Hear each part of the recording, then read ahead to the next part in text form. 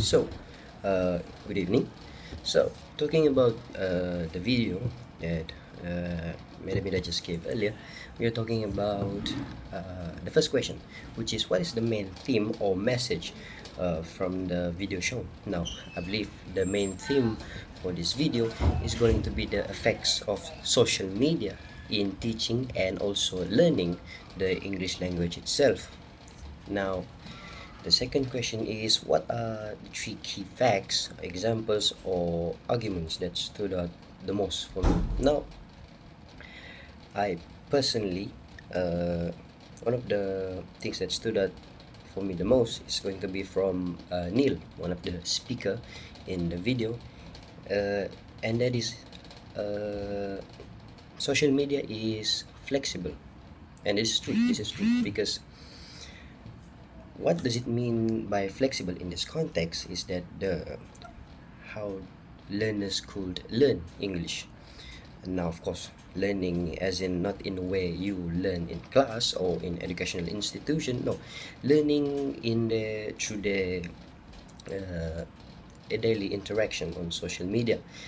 Uh, One of the best example of this that I could think of is going to be gaming, especially online gaming, where you are interacting with others. So through your interactions online, you pick up along the way how they pronounce certain words, how they articulate themselves, how they use abbreviations, and I completely agree with this. I completely agree with this, and that is true. And it does not only limit to gaming alone. No, you could others would, just like Neil said, prefer other platforms such as Reddit, Instagram, Twitter, or as you know as X right now, and each of these platforms offers various way of interaction, how they use their words, how they articulate themselves, how they communicate, and I completely agree with this. Now, the next one is going to be uh, about the misinformation, also by Neil, and this is very true because it's online, and he said it himself that he saw factually incorrect contents on social media, and this is absolutely important to be addressed because when you are intending to learn English, it is important to you to how to say it is important for you to fact check this how to say the content that you consume, especially if you intending to learn English, especially online and not in class. And it is really easy to tackle this. It is just like any other way of tackling information online, whether you want to decide whether it is true or not. You fact check it. And how do we fact check English? Well, mostly uh, through dictionary, or maybe you consult it to someone who is actually uh, have the authority to, you know, decide whether this content is true or not.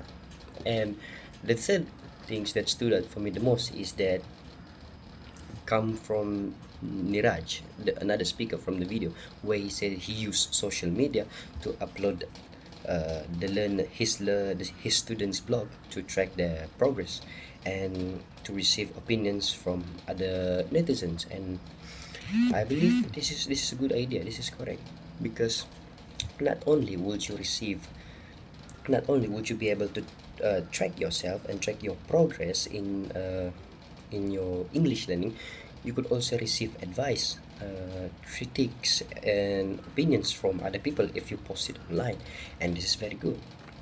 Now, moving on to the third question. Yes, it is whether or not I agree on their discussion, and I have to say I completely agree on their discussion because just like I said it before, I agree on things that I already said before. Social media allows non-native speakers to learn and communicate with others, and that is true. uh, Neil said it himself. Neil's a very good guy. Neil said it himself that until social media comes to existence, let's say, Non-native speakers can only communicate English in class, but now with social media that changed, because now you could interact in English almost every single day through social media. And the second is that there is always a possibility of negative comments, replies from interactions online. This is also true. Just like I said before, Niraj student, where they upload their blogs for for social media to see. Yes, there is some good comments, but there's also negative comments, not so nice as you say. And yeah, this is something that you need to be aware of in social media when you use social media. And now, to the last question, how can the discussion influence my approach in teaching? And now, through this discussion, I think I'm just going to adopt Niraj approach in learning, and that is to help student by also encouraging them in recording themselves, speaking, pronouncing, articulating particular story, or maybe text, or maybe questions, and post it online. Okay, maybe not online, or maybe they could just not post it and keep it to themselves. Regardless, this is a good way to progress and track their progress in the way such as how they pronounce word over time, how their the wording that they use over time, and how they articulate themselves over time, and etc. And I believe this is a very good approach to in order to teach students. And I guess that's about it. Thank you very much.